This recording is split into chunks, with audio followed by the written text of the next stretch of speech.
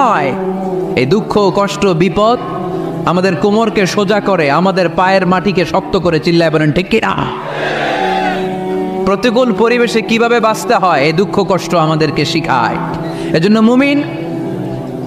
মুমিন বান্দার বৈশিষ্ট্য হচ্ছে দুঃখ কষ্ট বেদনা জ্বালা এগুলোতে সে আপসেট হয় না, সে হাল ছেড়ে দেয় না, সে ভরসা রাখে একজনের উপর, চিল্লায় বলতে হবে তিনি কে? কারণ মুমিন জানে রাত্রি যত গভীর হয় অন্ধকার তমানিসা ভেদ করে সুবহে সাদিক হয়।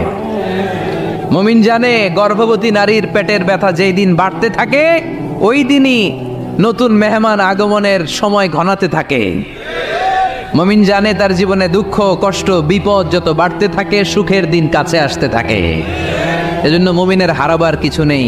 ইন্না মাআল উসরি ইউসরা, ইন্না মাআল উসরি ইউসরা। নবী হে, কষ্টের পরেই আছে আনন্দ, দুঃখের পরে